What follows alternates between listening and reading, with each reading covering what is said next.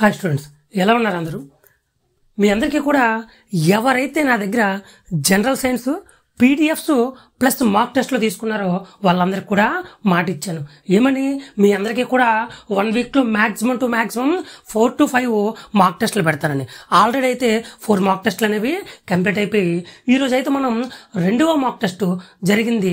ఏ విధంగా జరిగింది, అందులో ఏ ఇంపార్టెంట్ క్వశ్చన్స్ వచ్చాయనేవి డిస్కస్ చేద్దాం. ఈ వీడియో లేట్ అవ్వడానికి రీజన్ మీ అందరికీ తెలుసు కదమ్మా. మనం జనరల్ అవేర్నెస్ పీడిఎఫ్లు తయారు చేసాం, దానికి సంబంధించిన మాక్ టెస్ట్లు కూడా నిర్వహిస్తున్నాం. అందువల్ల ఏంటంటే కొంచెం సమయం వచ్చింది. ఇక్కడ నుంచి గ్యాప్ లేకుండా ఈ 3 మాక్ టెస్ట్ అనాలిసిస్ వీడియోస్ కూడా వరుసగా వస్తాయి. అయితే ఈరోజు వీడియోని అయితే పూర్తిగా చూడండి. ఫస్ట్ వన్ ఏమని అడిగాడమ్మా, పిడుగులను ఆకర్షించే కడ్డీలు దేనితో తయారు చేయబడతాయి? దీనికి 699 మంది అయితే కరెక్ట్ రెస్పాన్సెస్ ఇచ్చారు. అందులో 673 మంది రైట్ ఆన్సర్ ఇచ్చారమ్మా. ఏంటిది ఆన్సర్? రాగి. ఓకేనా? పిడుగులను ఆకర్షించే కడ్డీలు రాగితో తయారు చేయబడతాయి. అయితే ఇక్కడ రబ్బరు, కర్ర పెట్టారు కదమ్మా, ఈ రెండు కూడా రాంగు. కానీ ప్లాస్టిక్ పెట్టినోళ్ళు కొంచెం మీ మెదడుని అయితే ఉపయోగించాలి. ఎందుకంటే ప్లాస్టిక్ పిడుగులను ఆకర్షిస్తే ఏమవుద్ది? ప్లాస్టిక్ బూడిద అయిపోద్ది. అందుకే రాగితో అయితే నిర్మితం అవుతాయి. ఇలాంటి బేసిక్ క్వశ్చన్లు కూడా మీరు రాంగ్ చేయకూడదు. నేను ఇచ్చిన పీడిఎఫ్ని కరెక్ట్గా మళ్ళీ చదివి రివిజన్ చేయండి. మీరు 2 days టైం ఇస్తున్నాను కదా ఎగ్జామ్కి. ఈ 2 days కూడా రివిజన్ చేసి ప్రాక్టీస్ చేస్తే మీకు ఈజీ కూడా వస్తుంది. నెక్స్ట్ వన్ చూద్దాం. అన్యోన్య ప్రేరణ అనే సూత్రంను ఎవరు కనుగొన్నారు? అన్యోన్య ప్రేరణ అనే సూత్రాన్ని ఎవరు కనుగొన్నారు అంటే దీని ఆన్సర్ ఏంటమ్మా? లెంజమ్. లెంజ్ అనే శాస్త్రవేత్త అయితే కనుగొన్నాడు.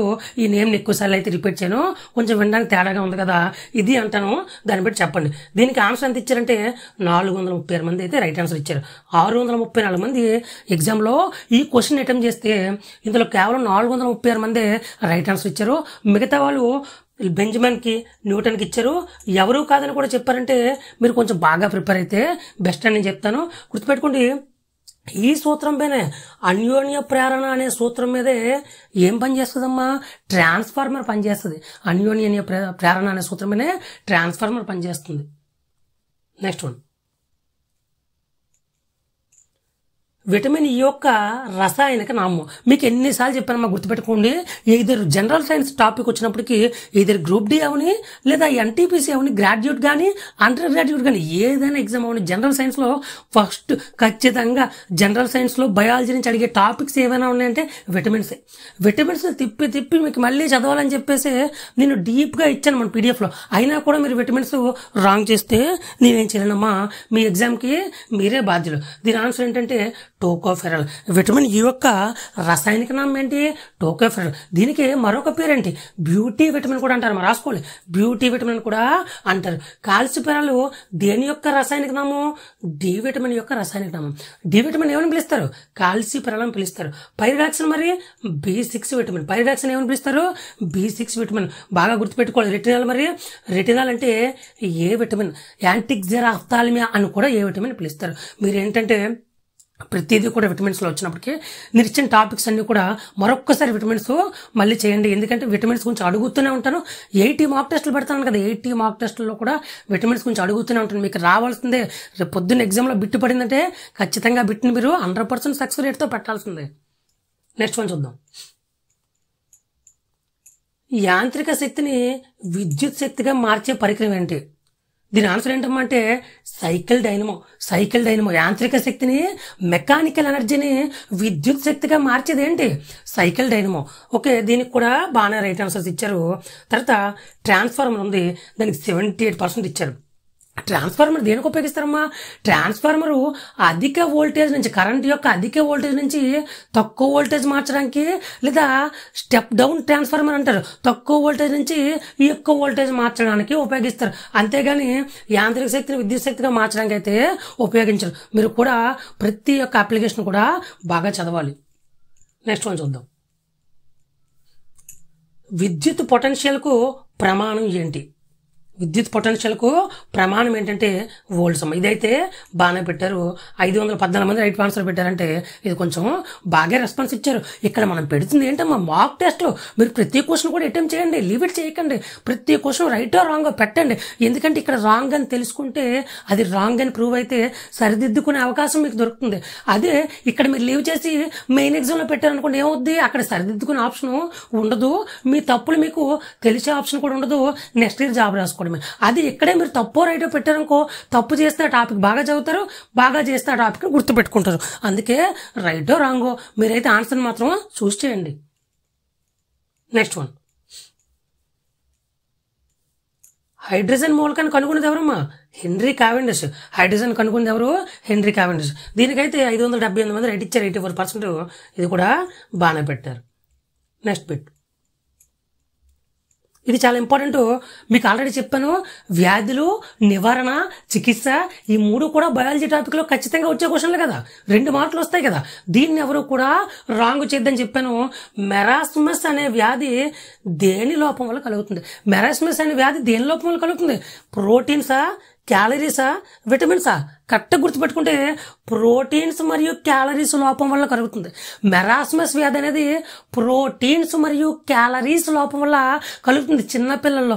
దాంతోపాటు గుర్తుపెట్టుకోండి, క్వాషియార్కర్ అనే వ్యాధి కూడా ఉంటుంది. క్వాషియార్కర్ అనే వ్యాధి గురించి అయితే మనం ముందుకెళ్ళినంత డిస్కస్ చేద్దాం. మెరాస్మస్ వ్యాధి అనగానే గుర్తుపెట్టుకోవాల్సిన 2 ప్రోటీన్లతో పాటు క్యాలరీస్ కూడా.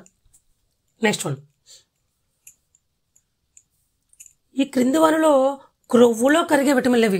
విటమిన్లు ఎన్ని రకాలమ్మా? 2 రకాలు. ఏవే విటమిన్లు అవి? క్రొవ్వులో కరిగేవి, నీటిలో కరిగేవి. ఇప్పుడు నేనే అడిగాను, క్రొవ్వులో కరిగే విటమిన్లు ఏవి అడిగాను. ఏంటివి? ఏ విటమిను, డి విటమిను, ఈ విటమిను, పైవన్నీ, దాంతోపాటు కే విటమిన్ కూడా. ఇవన్నీ కూడా క్రొవ్వులో కరిగే విటమిన్లు అమ్మా. ఇవన్నీ కూడా క్రొవ్వులో కరిగే విటమిన్లు. నెక్స్ట్ వన్, క్రీడాకారులు తక్షణ శక్తి కొరకు అంటే ఇన్స్టాంట్ ఎనర్జీ కొరకు తీసుకునే పోషక పదార్థం ఏది? ఇప్పుడు క్రికెట్ ప్లేయర్స్ ఐపీఎల్ ఆడుతున్నారు కదమ్మా, వాళ్ళు బ్రేక్ టైంలో తీసుకోవడానికి ఏం తీసుకుంటారు? అరటిపండు, ఎనర్జీ డ్రింక్స్ తాగుతారు. ఎందుకంటే అందులో ఉండేవి కార్బోహైడ్రేట్స్ అమ్మా. మనకి తక్షణ శక్తి, ఇన్స్టాంట్ ఎనర్జీ మనకు కావాలనుకుంటే మనం తీసుకోవాల్సింది ఏంటంటే కార్బోహైడ్రేట్స్ తీసుకోవాలి. అంతే తప్ప ప్రోటీన్ తీసుకున్న, లిపిడ్స్ తీసుకున్న, అమైనో ఆమ్లాస్ ఇవన్నీ కూడా వెంటనే మనకైతే ఏ శక్తి రూపంలో ఒకేసారి దూరిపోవమ్మా. మనకి కార్బోహైడ్రేట్స్ తీసుకుంటే అది గ్లూకోజ్ కింద కన్వర్ట్ అయ్యి బ్లడ్లో కలుస్తుంది, మనకి శక్తిని విడుదల చేస్తుంది. అప్పుడు మనకి ఎనర్జీ అనేది వస్తుంది. నెక్స్ట్ వన్, క్వాషియార్కర్ అనేది దేని లోపం వల్ల జరుగుతుంది? నేను ఇంతకుముందు చెప్పాను కదమ్మా, వ్యాధి విజ్ఞాన శాస్త్రం చాలా ఇంపార్టెంట్ అని. అందులో క్వాషియార్కరు దేని లోపం వల్ల కలుగుతుందంటే ప్రోటీన్స్ లోపం వల్ల. ఒక మానవుడు కానీ, ఒక చిన్నపిల్లల్లో కానీ ప్రోటీన్లు ఉండే ఫుడ్ తక్కువగా తీసుకుంటే ఏం జరుగుతుందమ్మా? క్వాషియార్కర్ అనే వ్యాధి వస్తుంది. క్వాషియార్కర్ అంటే ఏంటి? కాళ్ళు చేతులు సన్నగా అయిపోవడం. చిన్నపిల్లల్లో అయితే ఈ వ్యాధి మరీ ముఖ్యంగా కలుగుతుంది. భారతదేశంలో కూడా ఒకప్పుడు ఈ క్వాషియార్కర్ వ్యాధి అయితే ఎక్కువగా ఉంటుంది. అందుకే ప్రోటీన్ గల ఫుడ్ తినాలి. మిల్ మేకర్ కానీ, చీప్గా దొరికేదండి మా ఫుల్ ప్రోటీన్లో మిల్ మేకర్ కానీ, చికెన్ బ్రెస్ట్లో ఎక్కువ ప్రోటీన్ ఉంటుంది. ఇవి తింటే ఇలాంటి వ్యాధులను అయితే అరికట్టవచ్చు. నెక్స్ట్ వన్, లోహాల్లో అధమ విద్యుత్ వాహకం ఏది? లోహాల్లో అధమ విద్యుత్ వాహకం ఏదంటే సీసం. వెండి, రాగి, అల్యూమినియం ఇవన్నీ కూడా విద్యుత్ వాహకాలు. అధమ విద్యుత్ వాహకం అంటే సీసం అనేది రైట్ ఆన్సర్. దీనికి కూడా 54% రైట్ ఆన్సర్స్ ఇచ్చారు. కొంచెం మళ్ళీ కూడా విద్యుత్ నుంచి రిపీటెడ్గా చదవండి. నెక్స్ట్ వన్, రిఫ్రిజిరేటర్ పనిచేయడంలో ఇమిడి ఉన్న సూత్రం ఏది? రిఫ్రిజిరేటర్ పనిచేయడంలో ఉన్న సూత్రం ఏదని అడిగాడు. దీని ఆన్సర్ పెల్టియర్ ఫలితం అమ్మ. దీని ఆన్సర్ పెల్టియర్ ఫలితం. ఈ విధంగా అయితే మాక్ టెస్టులు ఉంటాయి. ఆల్రెడీ 4 మాక్ టెస్ట్లు అయ్యాయి. 5th మాక్ టెస్ట్ డేట్ కూడా ఈరోజు అయితే నేను మీకు ఇస్తాను. గుర్తుపెట్టుకోండి, ఎవరైతే నా దగ్గర పీడిఎఫ్స్ తీసుకున్నారో ఆ పీడిఎఫ్స్ అన్ని డైలీ చదవడం, నేను పెట్టే మాక్ టెస్టులు రాయడం, ఈ విధంగా 80 మాక్ టెస్టులు ఎవరైతే కంప్లీట్ చేస్తారో వాళ్ళకి జనరల్ సైన్స్లో 18 నుంచి 23 మార్క్స్ రావడం అయితే పక్క. లేదు సార్ నేను పీడిఎఫ్ తీసుకుంటాను, మాక్ టెస్టులు రాయాలంటే దగ్గర పీడిఎఫ్ కూడా కొనకండి. ఎందుకంటే పీడిఎఫ్ తీసుకున్నారంటే మాక్ టెస్టులు రాయాల్సిందే. మాక్ టెస్టులు రాస్తేనే కదమ్మా మార్క్స్ వస్తాయి. అంతేగాని పీడిఎఫ్ నుంచి చదివేస్తారంటే మీకన్నా దిట్లున్నారమ్మా. నార్త్ సైడ్ వాళ్ళు జాబ్లో ఎగరేసుకెళ్ళిపోతారు, మనకు ఉండిపోతాం. అలా జరగకుండా ఉండాలంటే మాక్ టెస్టులు రాయాల్సిందే. నేను చెప్పిన జనరల్ సైన్స్ కోసం ఒక్కటే కాదు, రీజనింగ్ అయినా, అర్థమెటిక్ అయినా, జనరల్ సైన్స్ అయినా, ఈ 3 కూడా మాక్ టెస్టులు ఎవరైతే రాస్తారో వాళ్ళే సక్సెస్లో ఉంటారు. నెక్స్ట్ బిట్స్ అన్ని కూడా నెక్స్ట్ వీడియోలో చేద్దాం.